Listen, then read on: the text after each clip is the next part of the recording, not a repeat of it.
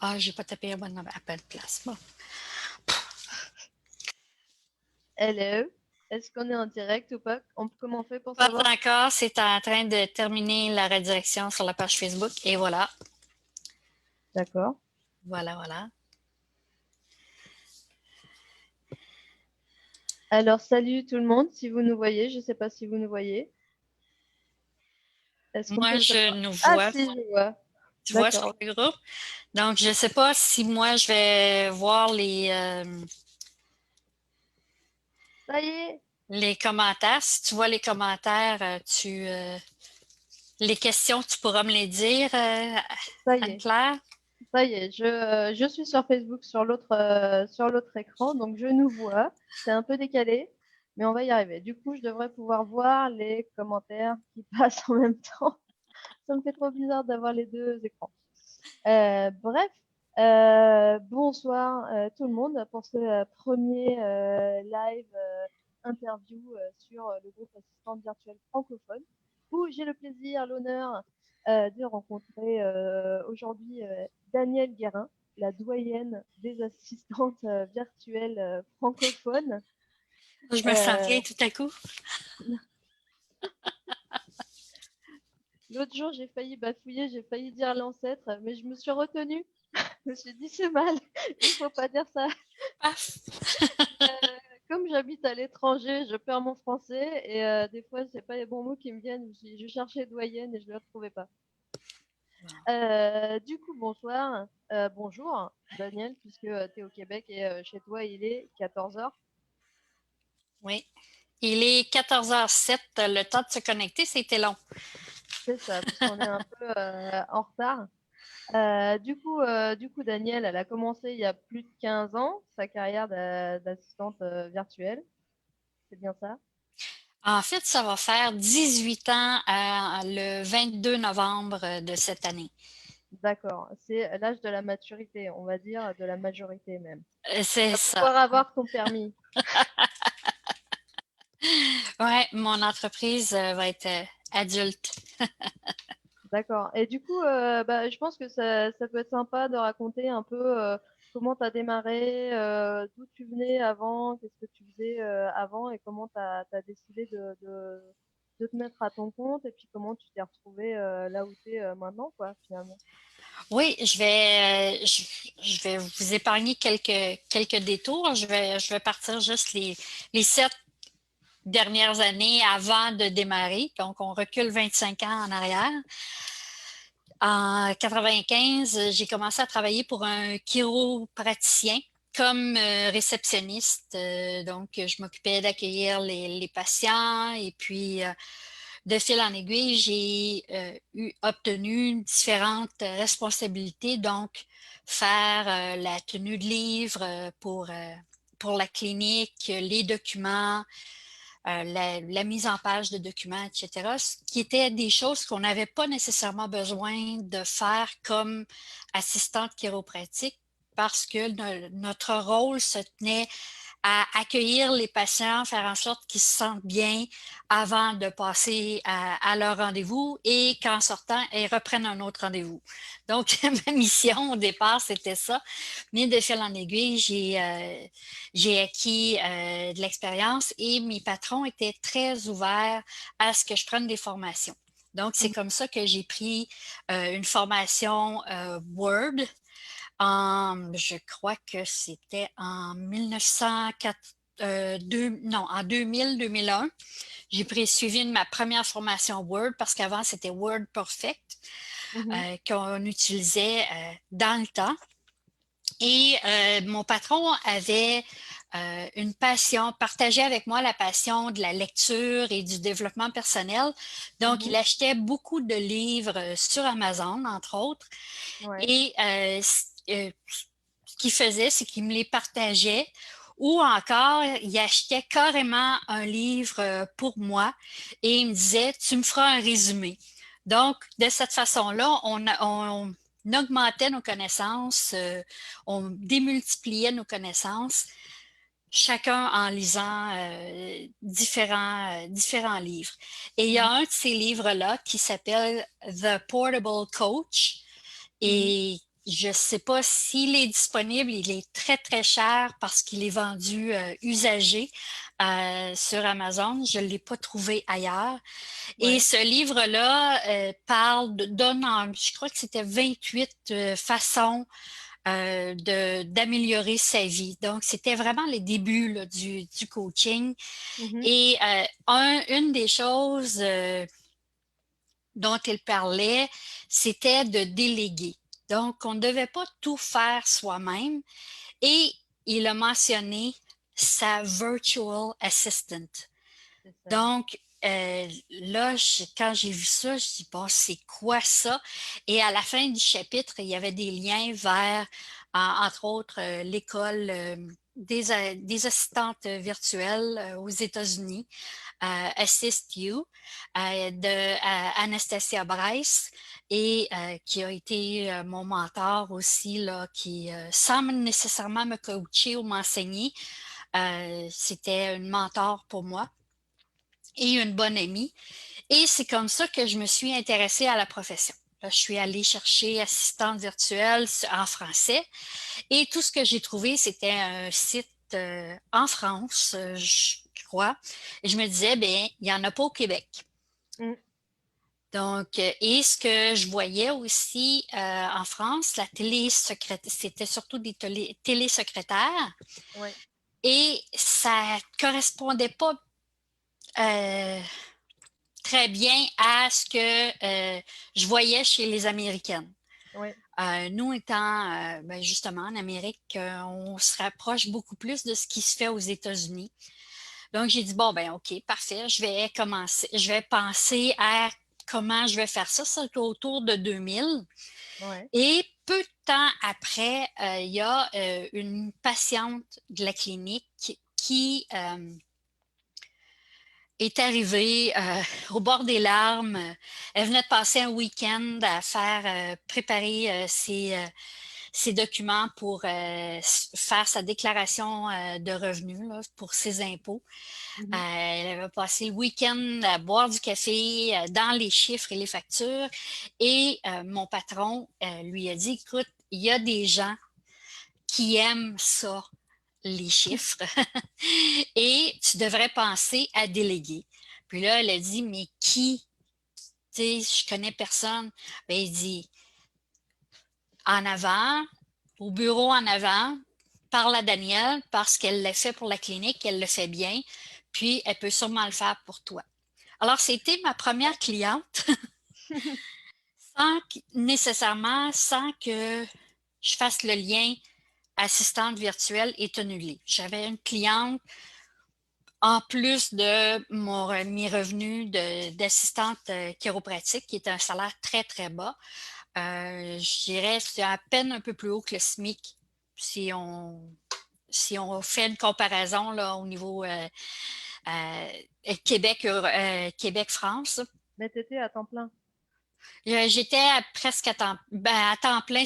C'était considéré à temps plein. Je faisais 35 heures semaine, Ouais. mais c'était vraiment pas. J'avais les soins chiropratiques gratuitement, donc en tout cas. Donc, c'est ça. Mais je réussissais quand même à bien vivre, mais pas comme aujourd'hui. Donc, et, euh, et là, comme de fil en aiguille, je continuais mes recherches sur les assistantes virtuelles et j'ai décidé, bon, ben, ça y est, en septembre 2002, la fameuse cliente vient chercher ses documents pour j'avais terminé sa tenue de livre, elle venait chercher ses documents à la clinique et on était seuls à la réception. Puis je lui ai dit, moi, l'an prochain, je suis plus ici. Puis elle m'a dit, comment ça? J'ai dit, où tu t'en vas? J'ai dit, à mon compte. Et elle dit, qu'est-ce que tu vas faire? J'ai dit, assistante virtuelle. Mais c'est quoi ça? Non, elle savait ce que c'était parce qu'elle étudiait pour être coach. Mhm. Donc, elle savait, eh ben, elle étudiait ou elle venait de finir d'étudier comme coach. Et puis, elle a dit, ben, écoute,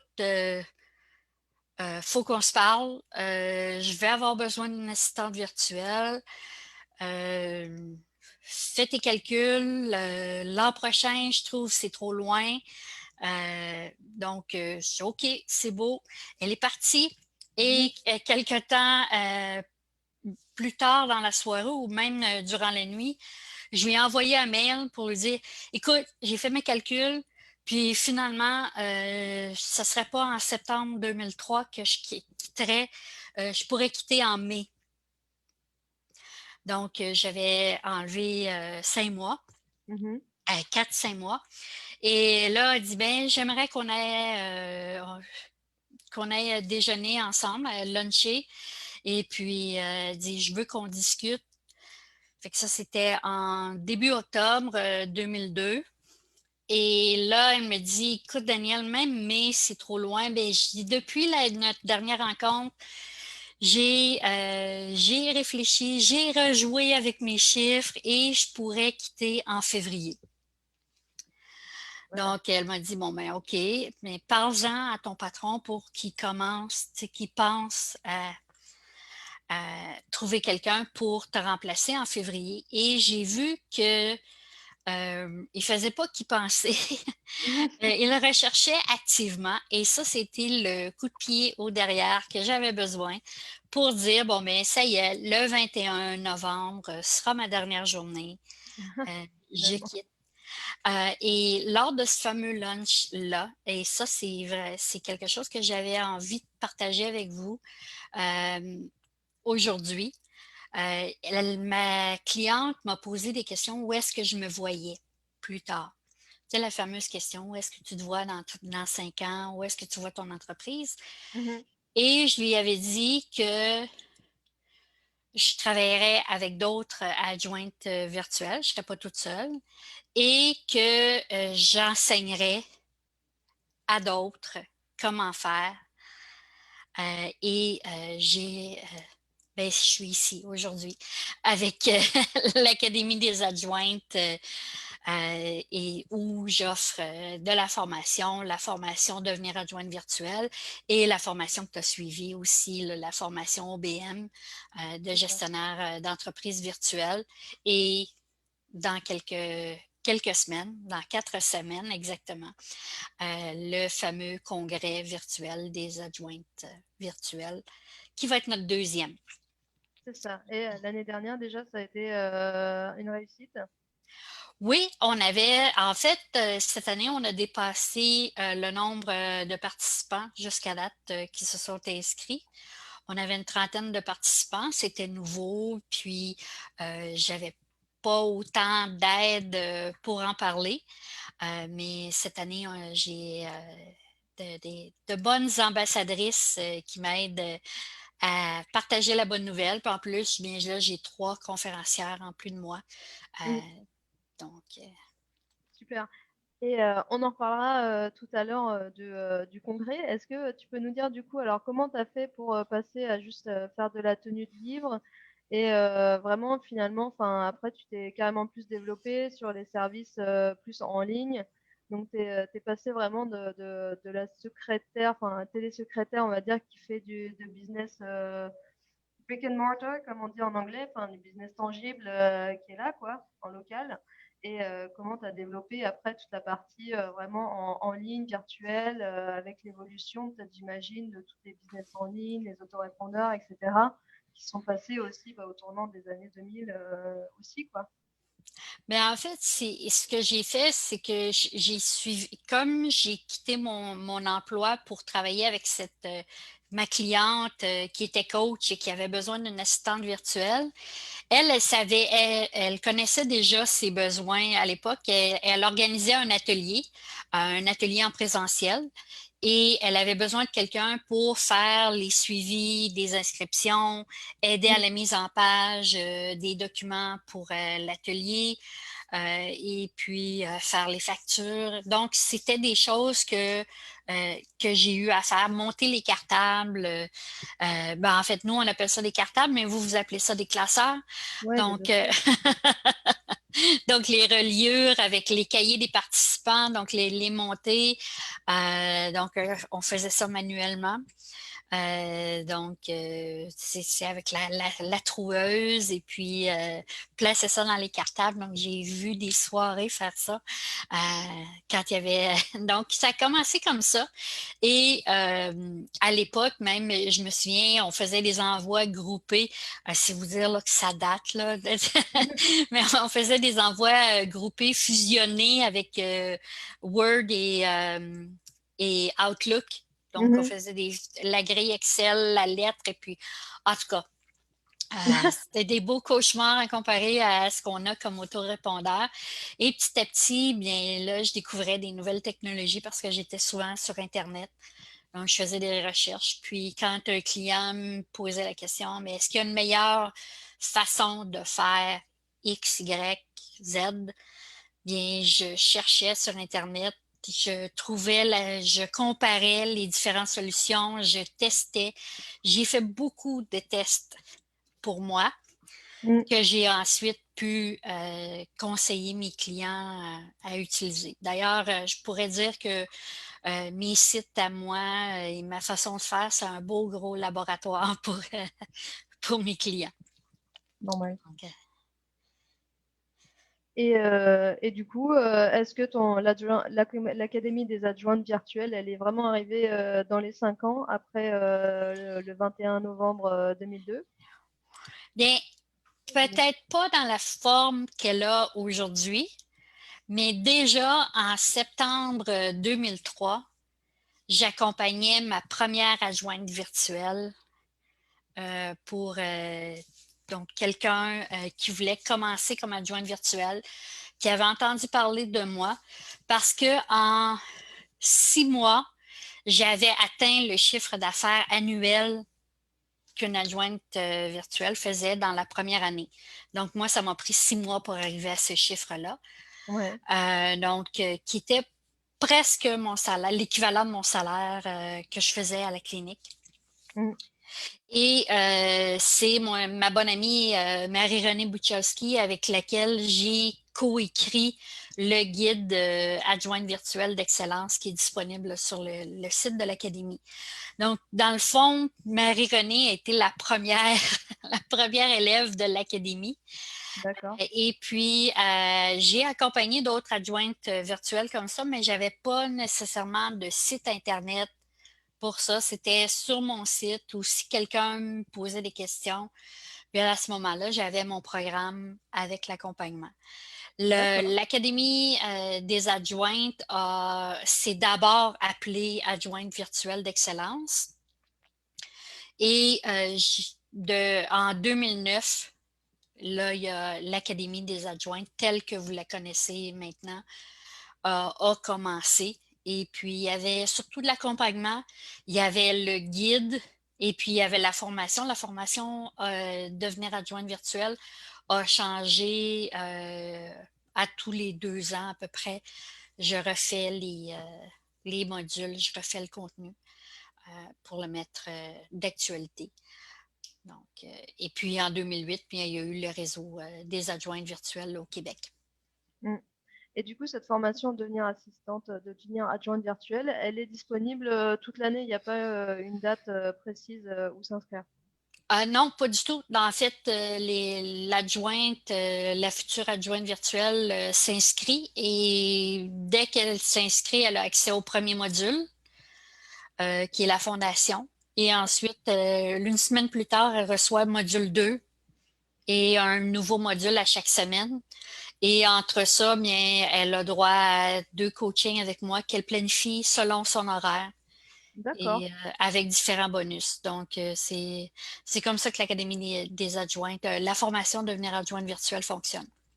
Donc l'accompagnement individuel avec toi, il est inclus dans la formation. C'est pas que du contenu en ligne qu'on fait en autonomie tout seul. Mais il y a le contenu en ligne, mais moi, je donne en bonus deux rencontres avec moi. D'accord, super. Puis ça, c'est en plus de l'évaluation finale parce qu'il y a quand même une évaluation à la fin Ouais, pour que... Mais en fait, j'évalue pas et je veux juste faire une parenthèse pour préciser que je n'évalue pas les compétences technique, à savoir si faire un document Word ou Excel ou peu importe, là. Ce que j'évalue, en fait, c'est m'assurer que le contenu qu'elles ont reçu a été intégré et qu'elles ont mis en place les différents outils, les différents systèmes pour être prête à accueillir des clients et puis les gérer. Donc, l'évaluation, c'est carrément une consultation avec moi, comme si j'étais une cliente. Donc, avec tout ce que ça implique. C'est vraiment un super bonus. Je vais regarder vite fait sur YouTube, sur Facebook, pardon. N'hésitez pas à poser des questions si vous en avez. Moi, je suis sur Facebook en même temps pour regarder s'il y a des questions qui arrivent. Donc, je peux les faire passer à Daniel. Et en attendant, moi, je vais poser une question. Si vous n'en avez pas, moi, j'en ai. Euh, du coup, toi, tu disais que bah, finalement, tu n'avais pas forcément de background au début en administratif, bah, que tu l'as appris déjà auprès de ton premier employeur. Après, est-ce que tu penses que pour devenir adjointe virtuelle, c'est important d'avoir des compétences, des connaissances fortes en administration et en bureautique? Euh, ça va dé- ben, ça prend un minimum d'expérience comme employé, comme salarié. Euh, juste, puis au niveau, idéalement, soit au niveau administratif ou au niveau technique. Par exemple, quelqu'un qui travaille dans une agence web et qui fait de la gestion de projet et qui s'occupe des réseaux sociaux, des médias sociaux pour l'agence, pourrait décider de devenir adjointe virtuelle et offrir des services reliés aux médias sociaux, au site Internet, à la gestion de projet, sans nécessairement que ce soit c'est pas du soutien strictement administratif. Mm. Puis de toute façon, la bureautique, là, la plupart des gens, on est capable de faire un document Word ou au pire, on délègue, on trouve une autre assistante et puis on offre le service, on peut offrir une gamme de services plus grande. Mais c'est certain que je m'attends à ce qu'elles aient un minimum d'expérience dans un ou l'autre des domaines, soit administratif ou technique ou les deux, parce que Mm. j'en ai connu. D'accord.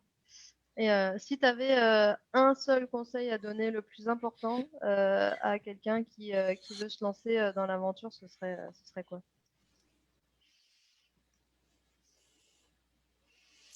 Juste un, hein. Allez, deux, mais pas plus, hein. Euh, c'est parce que je cherche à les phraser de façon positive, mais il y en a un qui c'est ne pas, ne pas brader ses services, ne pas rabaisser ses prix.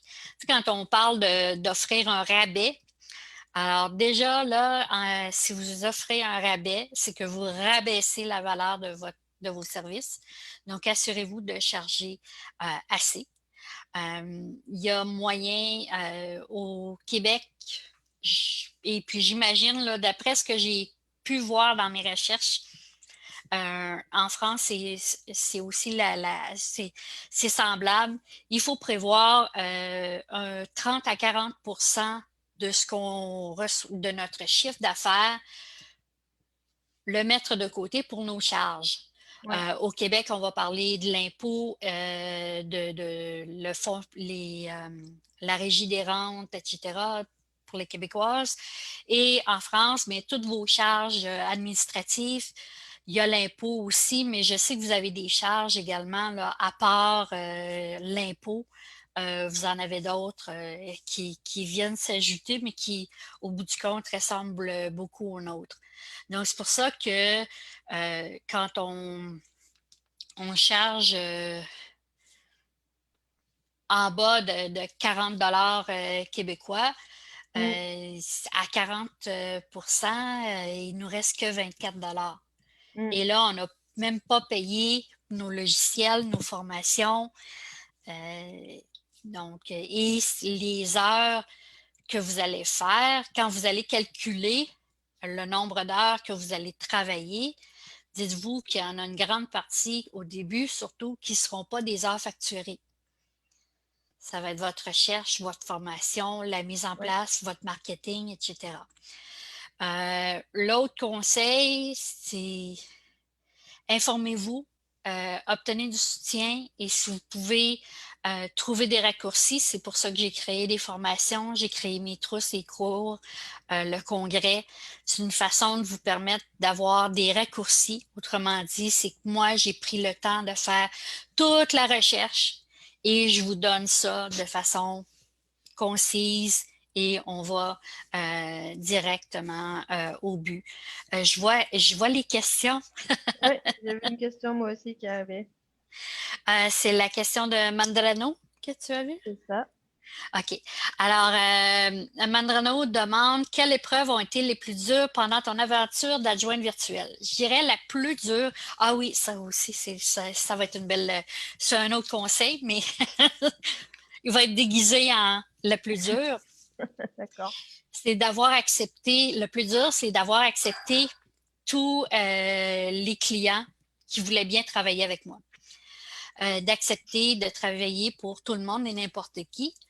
Et le plus dur, c'était de laisser aller des clients qui ne me convenaient pas.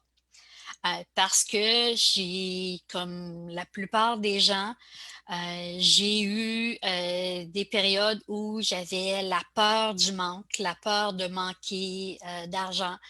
Euh, et quand on prend un client, il faut penser outre l'alimentaire. Donc, un Mhm. client, c'est pas que ça.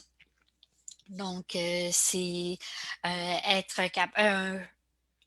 un bon client pour moi est sûrement différent d'un bon client pour vous, mais la base, je crois qu'elle est la même pour tout le monde. On veut un client qui nous respecte, qui nous paie à temps, qui va payer notre horaire sans rechigner, sans rouspéter, et qui va exprimer sa reconnaissance. Ouais. Autrement dit, qui ne fera pas que soulever les erreurs et râler. Un des derniers clients que j'ai laissé aller, c'était ça. J'avais l'impression que je faisais jamais rien de bien, alors Mhm. que je me pliais en quatre.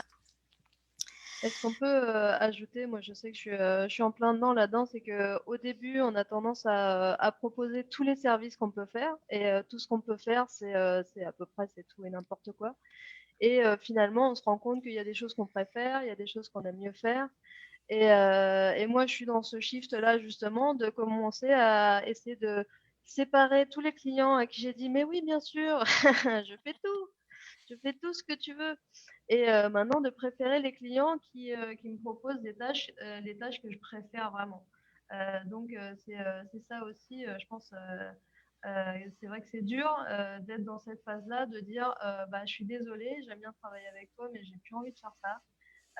J'ai envie de faire d'autres choses. Je me sens briller dans d'autres aspects-là. Et finalement, bah, c'est sympa, mais je suis pas heureuse dans ce taf-là. Donc, je préfère aller chercher d'autres clients avec qui je vais vraiment faire les tâches qui m'intéressent. Et c'est ça aussi, je pense que. Mais en même temps, je pense que c'est quand on débute, on est obligé de passer par là, à moins d'avoir déjà toute l'expérience, de savoir déjà qu'est-ce qu'on aime, qu'est-ce qu'on n'aime pas. On est obligé de passer par cette phase où on fait beaucoup de choses et de découvrir les choses qu'on préfère, de se former, de développer des compétences, de l'expertise et après de s'assumer plus en disant bah, moi maintenant je vais être spécialiste de ça et de se présenter comme tel. Donc, en même temps, je pense même si on donnait le conseil à tout le monde dès le début de dire focus-toi sur ce que tu aimes vraiment, tout le monde va faire l'erreur et va découvrir au fur et à mesure. Et puis d'ailleurs, on peut changer. Comme toi, bah, tu nous as pas tout raconté, mais ton chemin, il évolue aussi. Là, tu as commencé un nouveau truc ces dernières années parce que tu avais envie d'autre chose et tout, et c'est super. Et c'est aussi la force aussi d'être indépendant et puis de se dire, bah voilà, moi, cette année, je fais de l'admin, et puis dans 2 ans, je ferai social media manager, et dans 5 ans, je serai marketeuse. Et puis ça se trouve, dans 10 ans, ben, je vais faire coach. et puis, euh, et puis je vais changer, puis j'ai envie de faire coach en autre chose, je vais faire coach en autre chose, et on évolue comme ça au fur et à mesure de ce qu'on aime et de ce qu'on veut faire, et de ce que la vie nous amène aussi, quoi. C'est super. Mhm. Ben, tout à fait. Puis d'ailleurs, ça m'amène à juste à partager au niveau de l'expérience, quand j'ai raconté là, mon parcours, j'ai mentionné que je faisais de la tenue de livre. C'était un de mes premiers services. Et puis le service à la clientèle. Et puis petit à petit, se sont greffés les courriels, les infolettres. Et j'ai eu des clients. J'ai même travaillé pour un accordeur de piano et je gérais les rendez-vous pour lui. Donc, je faisais des suivis avec les clients parce qu'on avait une liste de clients qu'il fallait rappeler parce que ça faisait presque un an et qu'il fallait leur rappeler d'accorder leur piano. Donc, la plupart prenaient un autre rendez-vous. Donc, je prenais les rendez-vous.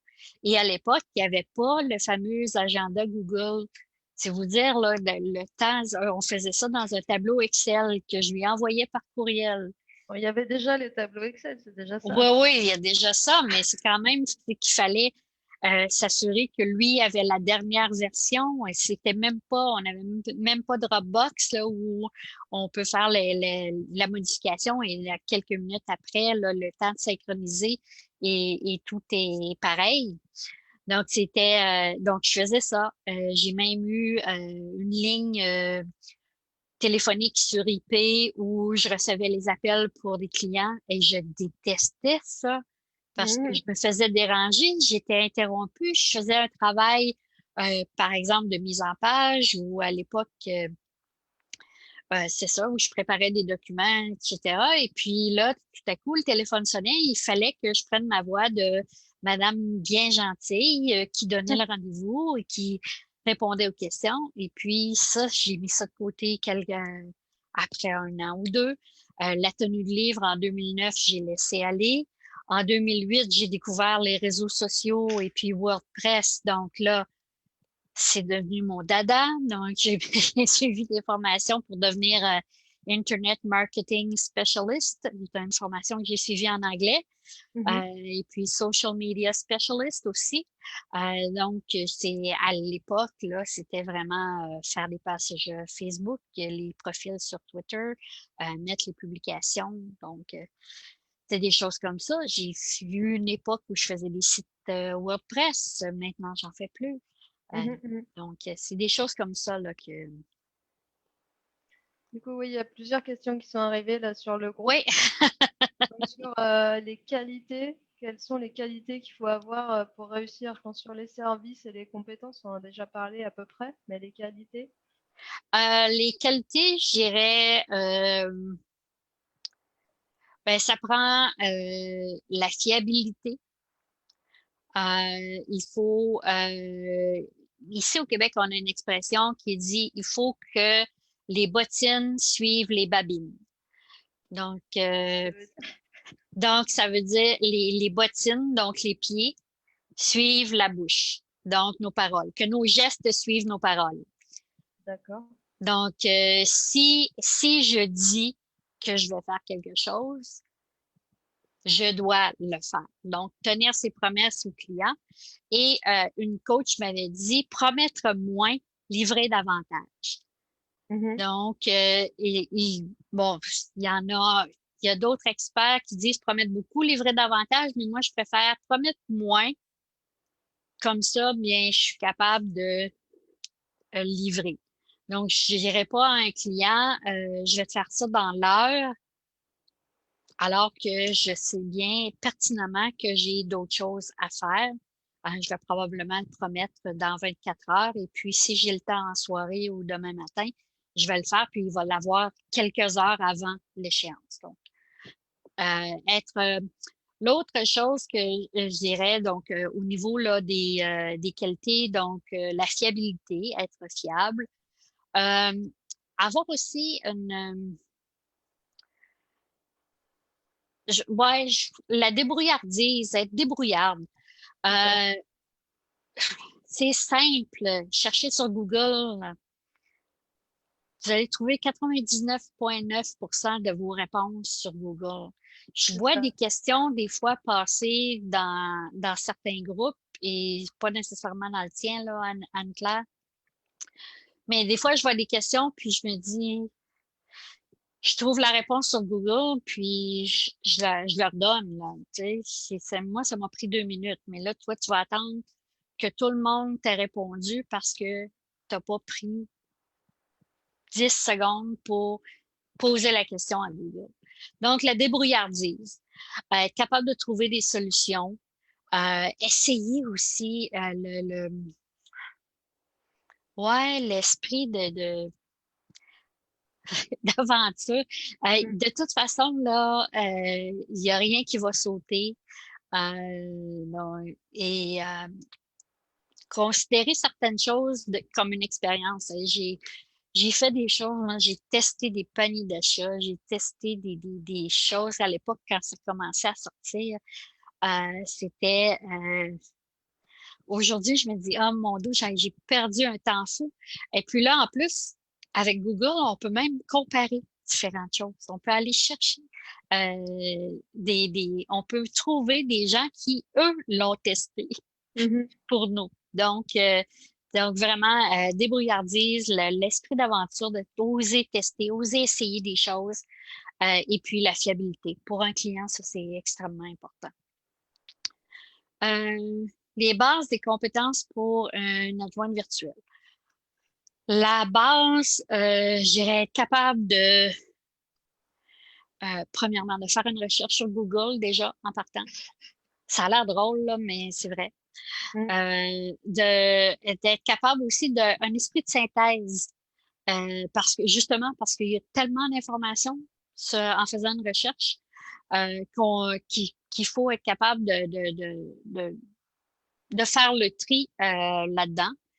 Euh, à la base, compétences techniques, compétences bureautiques, la mise en page d'un document, il y a des modèles qui existent.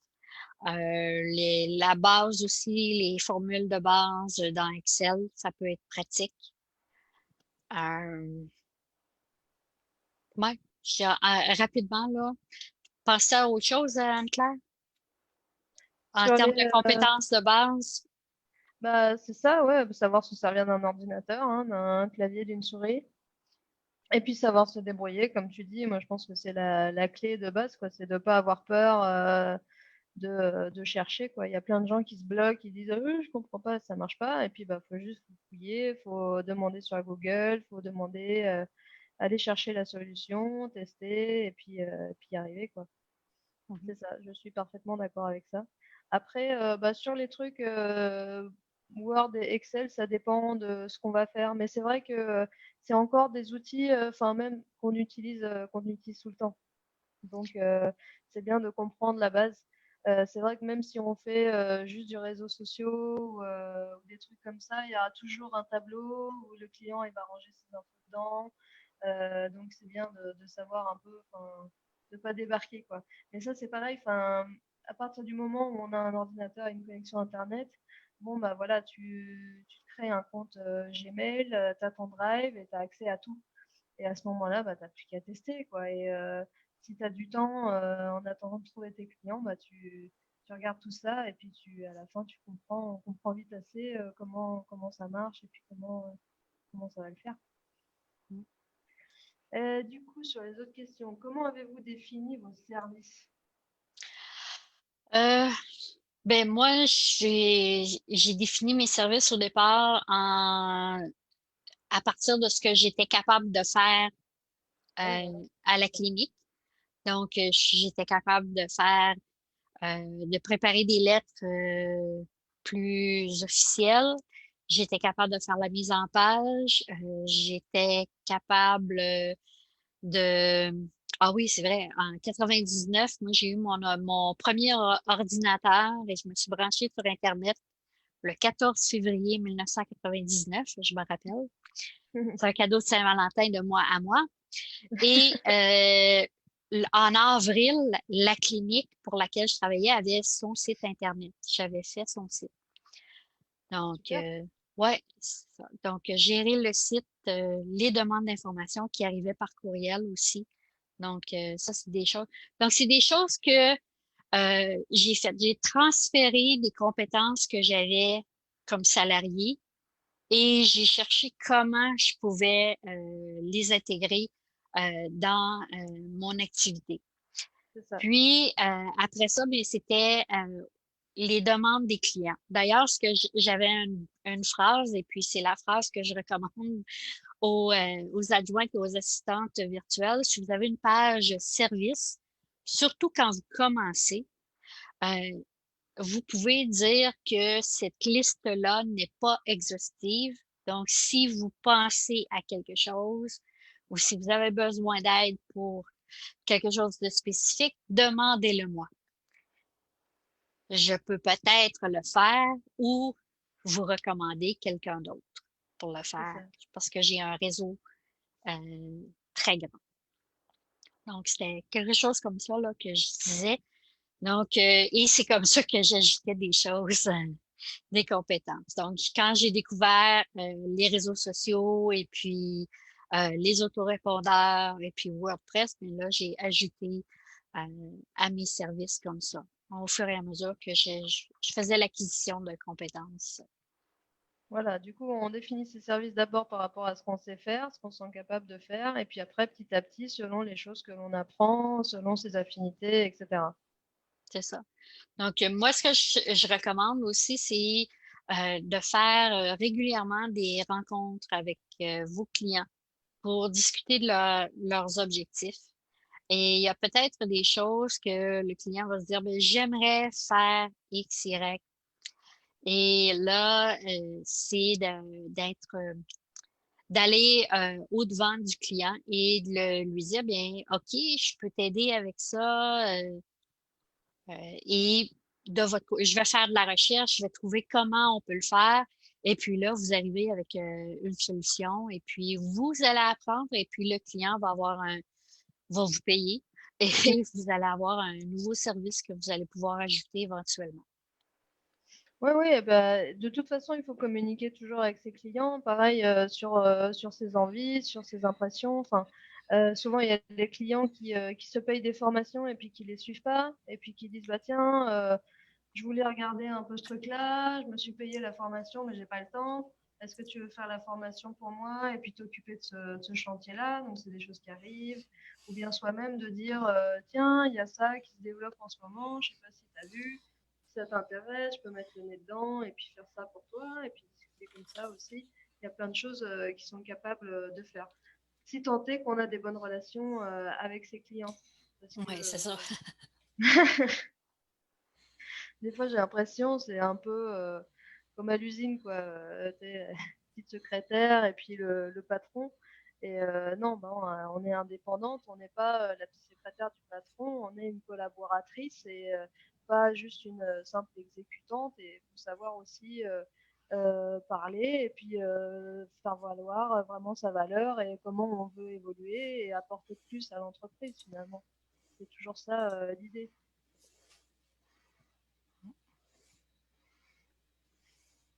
Plus de questions?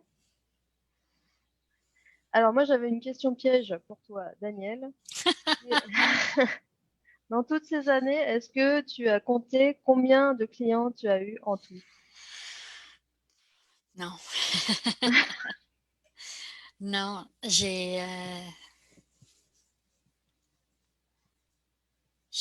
dirais, et non, puis ça a l'air drôle, peut-être même que j'en ai pas eu tant que ça, euh, parce que j'ai eu des clients à très long terme. Par exemple, ma première cliente, j'ai travaillé avec elle de, 2000 pour sa tenue de livre, mais à partir du moment où j'ai démarré en 2002, donc de 2002 à 2009, j'ai été son adjointe virtuelle. J'ai laissé aller pour certaines raisons. Et une cliente avec laquelle j'ai travaillé de 2004 à 2016. Et j'ai une cliente avec laquelle je travaille en ce moment. Et ce week-end, c'était le 8e anniversaire de notre collaboration. Donc, mes clients, j'en avais pas beaucoup. J'en avais peut-être le plus grand nombre de clients que j'ai eu à la fois, c'était 10. Mais j'avais des clients à très long terme. Mm. Donc, j'avais des clients sur plusieurs années, sur la durée. Ça, je pense que c'est un truc qu'on peut rassurer tout le monde avec ça, c'est que les premiers, les plus durs à trouver, c'est les premiers clients. Et après, ça vient tout seul. C'est ça. D'ailleurs, c'est un des sujets dont on va parler durant le congrès, c'est comment avoir des clients à long terme. Parce que c'est des clients réguliers, des clients à long terme, c'est beaucoup plus facile de vendre à un client qu'on a déjà que d'aller chercher un autre client.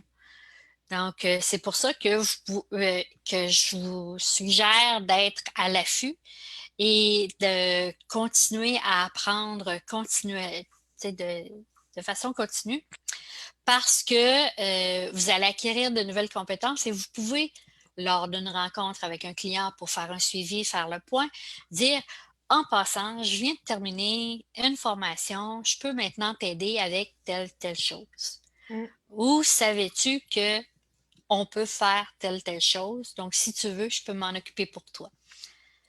Donc, de cette façon-là, et c'est rare que le client va dire non. Au pire, il va dire, je vais y penser, puis il va dire oui. Si vous avez montré que ça peut être utile pour lui, le client va accepter. Donc, c'est plus facile d'ajouter des heures ou d'ajouter au forfait, si vous chargez à forfait, euh, pour vos clients. C'est ça. Oui, du coup, on voit pas le temps passer. Il est déjà super tard et on n'a pas parlé du congrès virtuel des adjoints. Alors, est-ce que tu veux nous en dire plus un peu sur le programme de cette année? Donc, en effet, il y avait toute la partie comment trouver des clients et comment Oui, trouver des clients donc, qui vont durer. c'est ça. Donc, je vais juste, moi, j'aime bien avoir les sujets devant moi. Je veux m'assurer de ne rien oublier. Et donc, et tout dire. Donc, en plus des huit conférences, ateliers conférences, je dis ateliers conférences parce qu'il y a il y a certains blocs où il n'y aura pas que moi ou quelqu'un d'autre qui va parler. Vous allez avoir la chance d'interagir. Voilà, ça c'était une question que je voulais poser. C'est contrairement à plusieurs congrès virtuels qu'on peut voir où c'est des interviews qui sont préenregistrées, là ce sera vraiment du direct et donc il y a des possibilités d'interagir avec les intervenants, donc de poser des questions, etc., d'avoir un retour, un échange. Oui, exactement. Dans le fond, c'est comme si c'était un congrès en présentiel.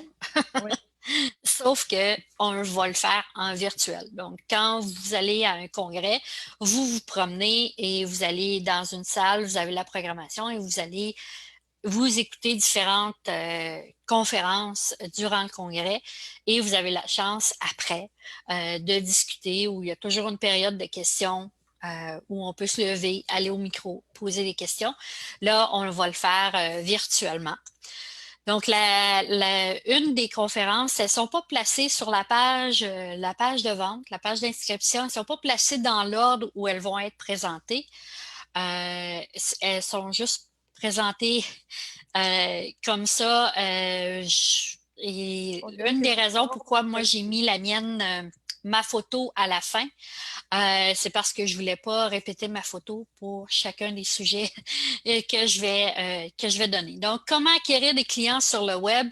Ça va se faire avec Jasmine Beausoleil de Beausoleil Média.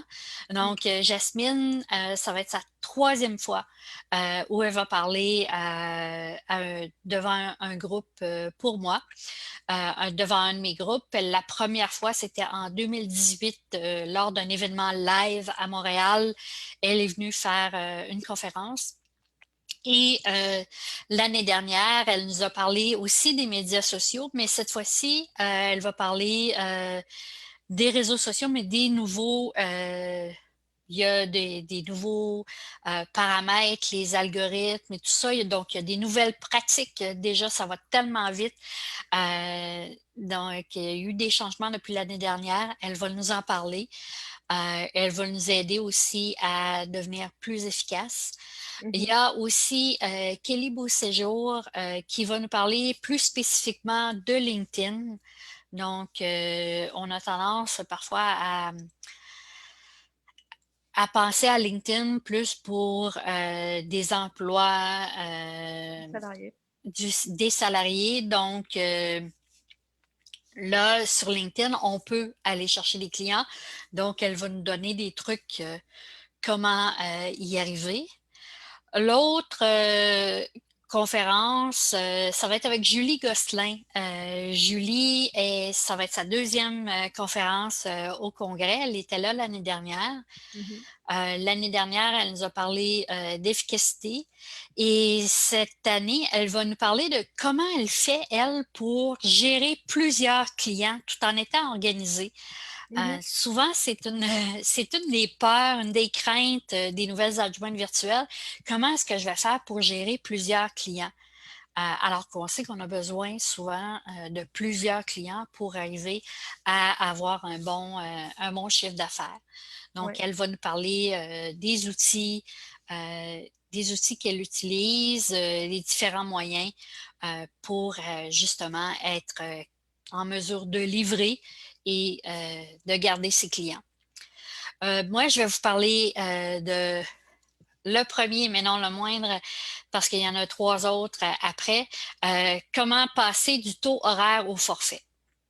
Oh, J'en c'est ai super. parlé il y a quelques jours sur la page de l'Académie des adjointes, sur la page Facebook. Donc, comment passer du taux horaire au forfait? Parce qu'avec un taux horaire, on plafonne à un moment donné. Donc, je vais vous donner différents trucs pour ça. Je vais également partager, là, ça va vraiment être un plus technique. Je vais vous parler de Canva, comment je le maîtrise sans y passer mes journées. Donc, je vais Mm. vous donner mes trucs à moi pour gagner du temps et arriver à faire plusieurs visuels en peu de temps. On va également parler de comment bâtir une équipe et comment être une super d'adjointe virtuelle. Parce que Mhm. vient un moment où les adjointes virtuelles et les assistantes aussi euh, ont besoin soit de bâtir leur équipe pour de penser à l'expansion de notre entreprise. Et c'est une bonne façon pour les nouvelles adjointes virtuelles qui commencent en travaillant dans une équipe d'adjointes. Eh bien là, on peut acquérir de l'expérience. Donc, c'est donnant-donnant. Je vais parler des deux côtés de la médaille, autant du dirigeant que de l'adjointe d'adjointe. Et je vais avoir deux dirigeantes d'entreprises multi-AV, c'est comme ça qu'on les appelle. Donc, il va y Mm. en avoir deux qui vont être avec moi pour discuter avec nous, Super. nous parler de leur expérience. Je vais aussi vous parler de comment organiser des événements en ligne pour vos clients et pour vous-même. Donc, Mhm. webinaires, télésommets, je vais vous parler des outils que j'utilise, mais je vais aussi, pour les participantes, je sais déjà, là, parce que j'ai déjà préparé une bonne partie du contenu, vous allez avoir une checklist pour un webinaire efficace et vous allez avoir aussi mon document maître que j'utilise avec un client qui organise un webinaire. Donc, vraiment, les différents mails qui sont envoyés, l'information dont on a besoin.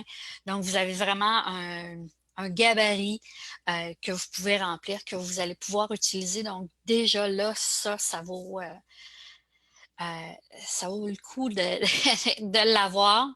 Et enfin, ben, parce que j'en ai parlé, là, comment trouver des clients réguliers, établir de relations à long terme. Donc, Mhm.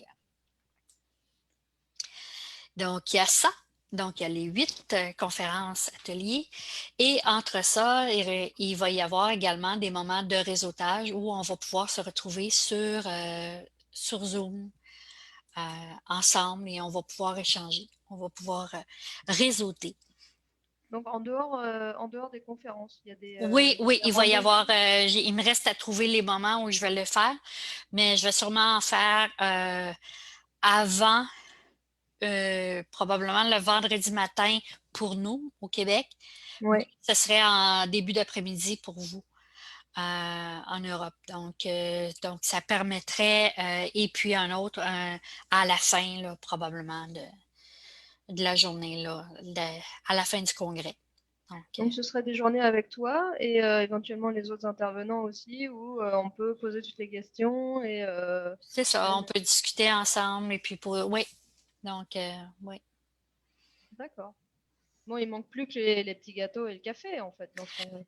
C'est ça, c'est à peu près tout ce qui manque pour l'instant. Il y a peut-être d'autres surprises qui s'en viennent. Et puis, je sais qu'on n'a pas parlé du coup, mais je veux en parler Vas-y. parce que en ce moment, le prix est 127 canadiens jusqu'à demain Mm. soir. Et ça représente environ 85 euros. Donc, faites le calcul. Vous avez 8 conférences avec, il y a toujours des checklists ou des bonus ou des choses pour chacune des conférences. 85 euros. On parle en bas de 11 euros. Il n'y a pas de TVA qui s'ajoute parce que du Canada, je ne vous ajoute pas de TVA. Mm. Donc, c'est vraiment le prix. Donc, ça revient à peu près à 11 euros la conférence. Donc, Plus tous les bonus qui vont avec, les documents, etc. c'est ça. Et puis, en plus que ce sera enregistré. Les conférences vont être enregistrées. Le réseautage ne le sera pas. Hein, tout comme on n'enregistre pas pendant les pauses café, donc on n'enregistrera pas. Big Brother ne sera pas là. D'accord, bah c'est super. Donc bah, il y a Samia qui nous dit donc il vaut mieux se rendre disponible pour profiter des lives et des moments de réseautage. Donc en effet, ça vaut le coup d'être là vraiment pour pouvoir poser les questions et avoir du feedback. Pour vraiment profiter à fond de l'expérience. Oui, mais je veux quand même dire que pour celles qui ne peuvent pas être là en direct, euh, vous allez quand même avoir les enregistrements, les bonus. Bon, il y a que l'opportunité de poser les questions et le réseautage que vous n'aurez pas, mais vous allez quand même avoir tout le contenu qui va être présenté là, durant ces 2 jours-là. Donc, A priori, on peut s'imaginer que tout le monde va poser les mêmes questions. Donc, si les sessions de questions-réponses à la fin des interventions sont enregistrées, oui, ça va on être aura enregistré. on a quand même plein de réponses aux questions les plus posées sur la thématique, a priori. Oui, puis les coordonnées des conférencières vont être disponibles sur la page.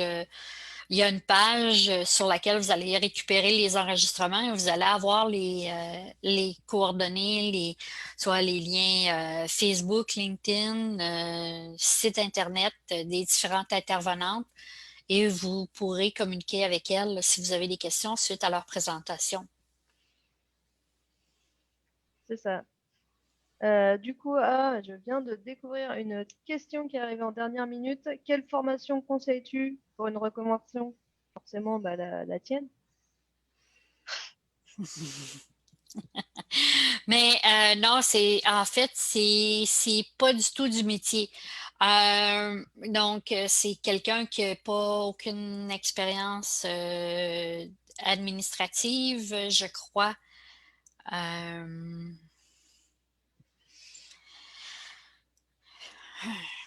quelle formation? Ça dépend quel service tu veux. C'est ça. C'est difficile de dire quelle formation. Il y a tellement de formations. Il y a ici au Canada, au Québec, on a des formations pour les adjointes virtuelles qui veulent qui veulent travailler avec des courtiers immobiliers. Donc, il y a une niche pour ça, puis il y a une Ouais. formation qui s'offre. Éventuellement, moi, je vais offrir une formation pour celles qui veulent travailler avec des auteurs, euh, l'aide à l'auto-édition et puis tout ce que ça comprend. Donc, c'est ça, ça dépend. Moi, je dirais familiariser avec les outils de la suite Office, se familiariser Mm. avec les réseaux sociaux si c'est quelque chose que tu veux éventuellement offrir. Ça dépend aussi de ton domaine, Mimi. Parce que si euh, il y a sûrement des compétences que tu peux faire, que tu peux transférer. Donc, je serais curieuse de savoir ce que tu fais en ce moment ou ce que tu faisais avant comme salarié. Voilà, c'est déjà se baser sur ce qu'on sait faire, ce qu'on se sent capable de faire, et aussi bah, avec qui on a envie de travailler. Si on a envie de travailler en local avec des petits commerces, avec des artisans, on va pas proposer les mêmes choses que justement, voilà, si on veut travailler avec des blogueurs, des youtubeurs pour faire du réseau social. C'est pas pareil que si on veut travailler avec des agents immobiliers ou avec des juristes, des cabinets médicaux. Enfin, tout est possible et ça dépend de ce que tu peux et de ce que tu veux. Donc, faut faire un mix de tout ça. Et puis, en général, on sait toujours faire quelque chose. Et s'il y a plein de choses qu'on peut apprendre par soi-même, hein, la gestion des réseaux sociaux, ça se maîtrise très vite et très simplement. Il y a plein de formations gratuites aussi sur Internet. Il faut lire les blogs. Il y a plein de blogs sur tout ce qu'on peut apprendre. Et donc, même gérer un site web, gérer des réseaux sociaux pour un entrepreneur, ça, c'est quelque chose qui se maîtrise assez facilement. Et c'est un service avec lequel on peut démarrer assez rapidement, même avec zéro expérience, sans rien du tout. Voilà. Donc, je pense on va finir là-dessus parce qu'on a vraiment fait très très long. J'aime pas, moi personnellement, je regarde jamais les vidéos parce que c'est toujours trop long. Je voulais essayer qu'on garde ça plus court, mais bon, bah c'est pas grave. Je pense que de toute façon, si si vous êtes intéressé, il y a de quoi avoir de la viande dans cet entretien avec Daniel. Il y a plein de choses qui sont bonnes à garder. Et puis voilà, de toute façon, vous retrouvez le lien pour vous inscrire au congrès dans le groupe. De toute façon, inscrivez-vous aussi à la newsletter de Daniel, qui est toujours pleine de bons conseils pour gérer son business au quotidien. Voilà. Et je vous dis merci. Merci Daniel. Merci à tous ceux qui étaient là et qui regarderont aussi cette vidéo en replay. Et puis bah, à bientôt de toute façon dans le groupe.